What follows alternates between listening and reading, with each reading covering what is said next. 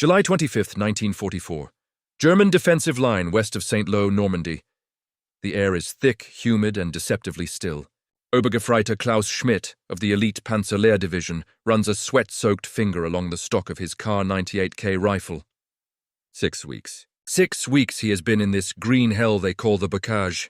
The war in Russia was a vast open expanse of steppe and sky. This is different. This is a war of claustrophobia, fought between impenetrable walls of earth and tangled vegetation, where a man can die 100 yards from his comrades and never be seen. His world has shrunk to the size of a single hedgerow, a muddy trench, and the 50 yards of overgrown pasture that separates him from the Americans. He can smell them. The strange, sweet odor of their rations, the unfamiliar scent of their cigarettes. He can hear the low murmur of their voices, the clink of a shovel against stone. They are always there, just beyond the green curtain. For weeks, the pattern has been the same. A morning barrage from their seemingly infinite supply of artillery shells. A probing attack by a platoon, maybe a company. The chatter of his MG-42, the sharp crack of his rifle, the satisfying thump of a Panzerfaust finding an M4 Sherman. Then they retreat. And the waiting begins again. This morning feels different. The usual artillery has been lighter, more sporadic. But there is a new sound, a sound he has never heard before. It began as a faint vibration felt through the soles of his boots, a distant hum on the edge of hearing. Now it is growing. It is not the high-pitched whine of the hated Jabos, the Allied P-47 fighter bombers that strafe and bomb them with impunity. This is a deeper note, a resonant, earth-shaking drone that seems to come from everywhere at once. It is a sound of immense power, a bass note that bypasses the ears and settles deep in a man's bones. He squints, looking west towards the hazy morning sun. The sky is a pale, washed-out blue, but the drone grows louder, swelling from a hum into a roar. It is the sound of 1,000 angry gods, a sound of industrial fury on a scale he cannot comprehend. He looks at his comrade, a boy of 18 named Eric, whose eyes are wide with a mixture of confusion and primal fear. The veterans, the men who survived Stalingrad and Kursk, are unnerved. They exchange nervous glances. Something is wrong. The familiar, brutal rhythm of this war is about to break. Klaus feels the thin paper of the last letter from his wife, tucked safely inside his tunic. He thinks of her, of the quiet street in Berlin he once called home. He thinks of a world without this noise. But the noise keeps growing, an all-consuming crescendo that promises not victory or defeat, but obliteration. The sky is beginning to change. The battle for Normandy, following the triumph of D-Day, had devolved into a brutal, grinding war of attrition. The Allied planners had envisioned a swift breakout into the open fields of France, where their superiority in mobile warfare could be brought to bear. Instead, they found themselves ensnared in the formidable Bocage country. This ancient landscape of small, sunken fields, separated by massive earthen banks, topped with dense, centuries-old hedgerows, was a defender's paradise. Each field was a natural fortress, each hedgerow an anti-tank ditch and machine-gun nest in one. For the German defenders, it was the perfect terrain to negate American numerical and material superiority. The fighting was savage, intimate, and costly. Progress was measured in yards, paid for in blood. By late July 1944, the American First Army, under the command of the brilliant but methodical General Omar Bradley, was locked in a bloody stalemate. Morale was fraying under the constant strain of hedgerow combat. A new approach was needed. A plan of such violence and audacity that it could, in a single blow, shatter the German front and rip open a corridor for the armored divisions to exploit. The plan was codenamed Operation Cobra. Cobra was a concept born of desperation and industrial might.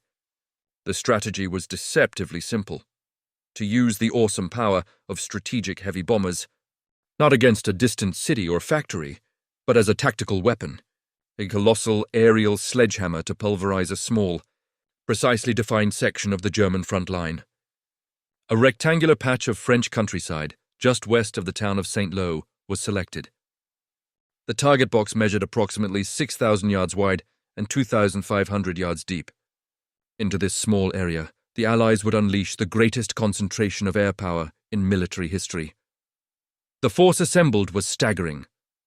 General Bradley secured the support of the Allied Expeditionary Air Force, commanded by Air Marshal Trafford Lee Mallory. The spearhead of the aerial assault would be the U.S. 8th Air Force, which would commit over 1,500 B-17 Flying Fortress and B-24 Liberator heavy bombers. They would be followed by the U.S. 9th Air Force, providing 380 B-26 Marauder and A-20 Havoc medium bombers.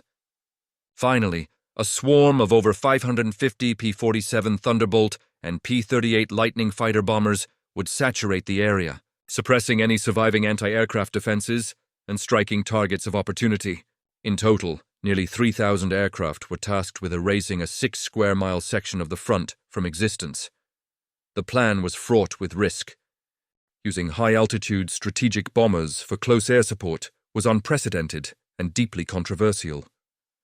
The 8th Air Force was designed and trained to drop bombs from 20,000 feet on large, static targets. Asking them to hit a narrow strip of battlefield, dangerously close to American troops, was a recipe for disaster. Air Marshal Lee Mallory was vehemently opposed, fearing massive friendly fire casualties. A failed attempt on July 24th, hampered by poor weather, had already proven his fears valid, as misdirected bombs killed 25 American soldiers and wounded over 130.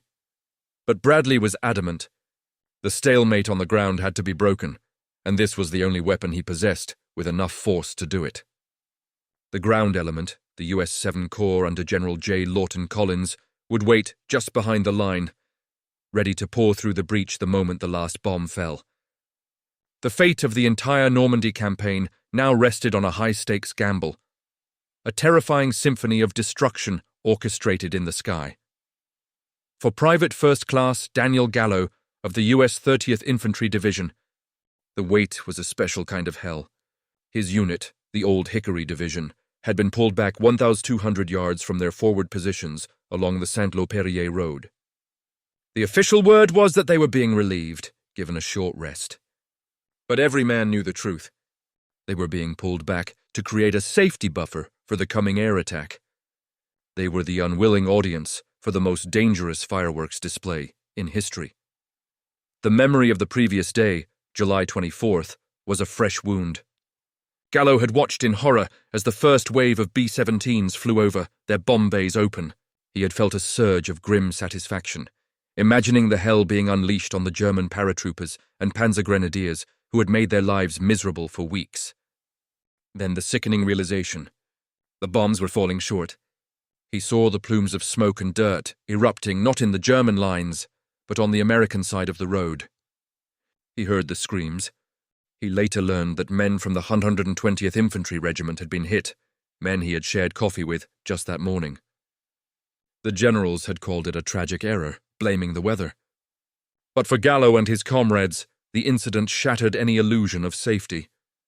Their greatest weapon could also be their greatest threat. Now, on the morning of the 25th, the tension was a physical presence, thicker than the humid air. The men sat in their shallow slit trenches, chain-smoking, cleaning rifles that were already clean, avoiding eye contact. They spoke in low, hushed tones. They weren't afraid of the German 88s or the mortars anymore. They were afraid of their own sky. Every GI had craned his neck to look at the large, fluorescent orange panels laid out in front of their positions. Markers meant to guide the bombardiers.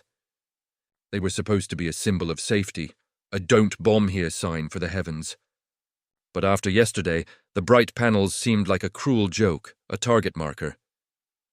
Lieutenant General Leslie J. McNair, commander of Army Ground Forces, was among them. The old general, one of the highest-ranking officers in the U.S. Army, had come to observe the attack from a forward foxhole, a gesture of solidarity with the frontline troops. His presence was meant to be reassuring, a sign of the High Command's confidence. Yet, to the exhausted infantrymen, it only added to the surreal atmosphere of the moment. Gallo clutched his M1 Garand, the smooth wooden stock a familiar comfort in a world gone mad. He checked his bandoliers of .30-06 ammunition for the 10th time. He looked at the faces of the men around him, boys from Ohio, farmhands from Texas, factory workers from Detroit. They were all bound by a shared dread.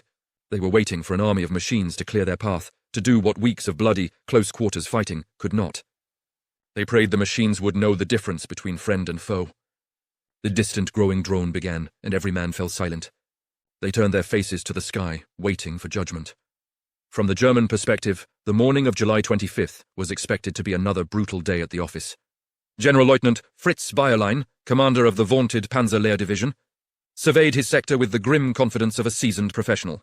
His division, though battered and worn down from weeks of constant combat, was one of the most powerful formations in the Wehrmacht. It was an armoured teaching division, filled with expert instructors and equipped with the latest hardware. Positioned directly in the path of the American advance, it formed the backbone of the German defence west of St. Lo, and his staff anticipated another major American push. They had seen the signs: increased artillery fire, reconnaissance flights, the massing of troops. They were ready. Their defensive strategy was a masterclass in exploiting the bocage terrain. Their tanks, the formidable Panzer IV Panthers and reliable Panzer IVs, were dug in, concealed in hull-down positions where their powerful cannons could command the narrow fields and roads. Their infantry, a mix of hardened veterans and young replacements, occupied a deep network of trenches, fortified farmhouses, and machine gun nests. Mortar teams were pre-sighted on every likely avenue of approach. Their deadliest weapon, the dual-purpose 88mm flak gun, was carefully positioned to act as both anti-aircraft and anti-tank artillery. The German command expected the standard American tactical doctrine. First, a massive rolling artillery barrage, the Trommelfeuer, or drum fire, that churned the earth but which well-dug-in troops could survive. These would be followed by attacks from the ever-present fighter bombers, the J-Bos, which were a constant menace, but could be countered with disciplined camouflage and dispersed formations. Finally, the American infantry and tanks would advance, attempting to push through the hedgerows. It would be bloody, it would be costly. But Bayerlein was confident his men could hold. They had done so for weeks, bleeding the Americans for every yard of French soil. Their doctrine was sound, their positions were strong, and their soldiers were battle-hardened. There was absolutely no intelligence, no precedent, no doctrinal framework that could have prepared them for what was about to occur. The concept of using thousands of four-engine strategic bombers as a battlefield artillery piece was simply beyond their imagination. In their military philosophy, heavy bombers were a strategic weapon used to terrorize cities and destroy factories deep behind the lines. They were a terror weapon, not a tactical tool. The deep, growing rumble in the sky was noted in command post logs as unusually heavy enemy air formation, but its purpose remained a mystery. Some officers speculated it was a massed raid heading for a target deeper in France. No one, from the lowest grenadier to General Bayerlein himself, conceived that the entire weight of the 8th Air Force was about to fall directly on their heads. They were prepared for a battle. They were not prepared for an apocalypse. At precisely 09:38 hours, this symphony of destruction began. For Klaus Schmidt in his trench, the drone transformed into a deafening, soul-shaking roar. The hazy sky, which moments before had been empty, was now filled. From horizon to horizon, the air was thick with aircraft. They were not the swift, diving shapes of fighter bombers. These were vast, stately fleets of four-engined behemoths, flying in immaculate, geometric combat boxes, their silver fuselages glinting in the sun. It looked as if an entire city had taken flight. The sun vanished behind a man-made eclipse of aluminum and steel. For a moment there was only awe. Then came the terror. Tiny black specks began to detach from the bellies of the lead bombers. They fell with a soft, whistling sound that was quickly drowned out by the roar of the engines. And then the world ended. The first sticks of bombs landed on the American side of the road. A catastrophic error in navigation sent hundreds of 250-pound bombs directly into the positions of the 30th Infantry Division. Private Gallo was thrown against the wall of his foxhole as the ground bucked like a living animal. He saw the earth ahead of him erupt in a wall of fire, smoke, and shrapnel. The fluorescent orange panels, their symbols of safety, were obliterated. He saw men tossed through the air like dolls. The foxhole of General McNair took a direct hit, vaporizing the three-star general and his entourage in an instant. The screams of the wounded were lost in the cataclysm. Then, the main bombardment found its target. For 90 minutes, a relentless torrent of high explosives rained down on the German lines. The carpet of bombs was laid not with precision, but with overwhelming saturation. 250-pound, 500-pound, and 1,000-pound general-purpose bombs slammed into the earth, followed by clusters of 100-pound fragmentation bombs designed to scythe through infantry. The ground heaved and shuddered violently. The sound was no longer a series of distinct explosions, but a single, continuous, reality-bending roar that pulverized the senses.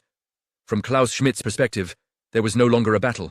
There was only survival in an elemental chaos. His trench collapsed, burying him in a shower of dirt.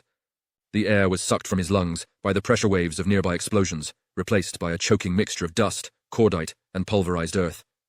Trees that had stood for a century were stripped bare and then atomized. The Panther tank he had seen concealed in a nearby hedgerow was lifted into the air and tossed upside down into a crater, its thick steel armor peeled back like a tin can. The very landscape was being remade, erased, and replaced by a pockmarked, smoking moonscape. Men disintegrated where they stood. Others were buried alive, their screams unheard beneath the avalanche of soil. The fortified farmhouses and bunkers that had seemed so permanent were simply blown away, reduced to splinters and dust. Command and control vanished. Radio lines were severed, runners were killed, and officers were atomized along with their men. The entire defensive system of the Panzer Division ceased to exist in a matter of minutes. It was no longer combat. It was an industrial process of annihilation. When the last bomber turned for home and a surreal silence descended upon the battlefield, the American soldiers of 7th Corps rose from their positions and began to advance. What they walked into was not a battlefield, but a scene of utter, hallucinatory devastation. The lush green landscape of Normandy was gone. In its place was a barren, grey-brown wasteland, a vast expanse of overlapping craters filled with smoking, scorched earth. The hedgerows that had been their nemesis for weeks were simply gone, levelled and blended into the churned soil. The air was thick with a foul-smelling dust that coated everything. The advance was slow, not because of enemy resistance, but because of the terrain. The GIs had to navigate the treacherous, crater-pocked ground, climbing in and out of bomb holes that were often 15 feet deep.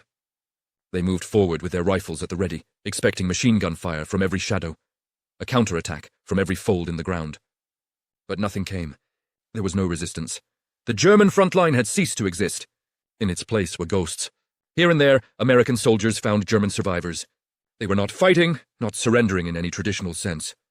They were simply sitting or wandering aimlessly, their uniforms torn, their faces blackened with soot, their eyes vacant with a profound, soul-deep shock.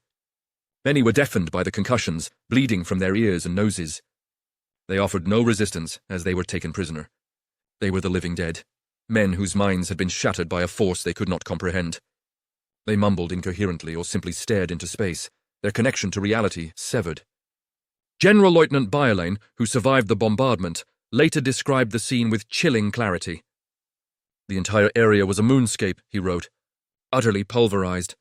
My front lines looked like they had been through a gigantic meat grinder.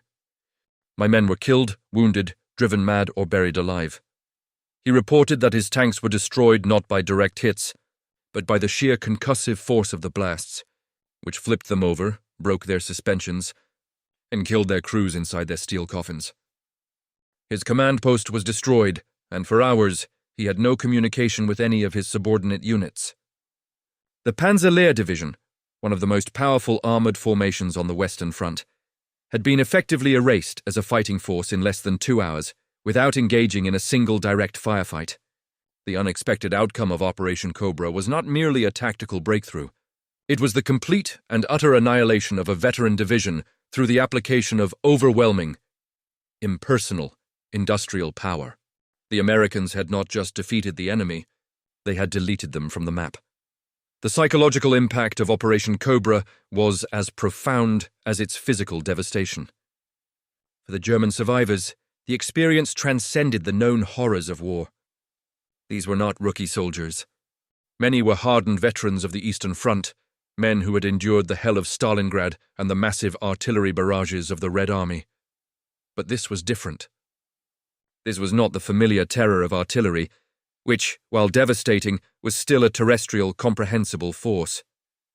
This was a horror that came from the heavens, delivered with an inhuman scale and efficiency that felt supernatural. The feeling was one of absolute helplessness. There was no fighting back. A soldier in a trench can fire at an enemy tank. He can take cover from a mortar. Against a sky black with bombers, there was nothing to do but cower and pray. This total lack of agency, the reduction of a trained soldier to a helpless victim of an industrial process, shattered the martial spirit. It induced a state that would later be called bomb shock or crater neurosis. The men who survived were often psychologically broken, their will to fight extinguished. The news of the bombardment spread like wildfire through the German ranks in Normandy, creating a new and potent fear. The Americans, it seemed, could simply decide to erase any sector of the front they chose. It fostered a deep-seated sense of futility, a belief that no amount of German courage or tactical skill could stand against such limitless material superiority. The myth of the indomitable German defender, so potent in the bocage, died that day in the craters west of St. Lo. For the Americans, the psychological effect was more complex. On one hand, there was a feeling of awe and terrible power. The GIs who advanced through the wasteland felt as if they were walking in the footsteps of giants. They witnessed firsthand the ultimate expression of American industrial might, a force that could literally reshape the earth. It created a surge of confidence, a tangible sense that the brutal stalemate was finally over and that the road to victory was now open. The path ahead had been brutally, violently cleared. On the other hand, the experience was deeply unsettling.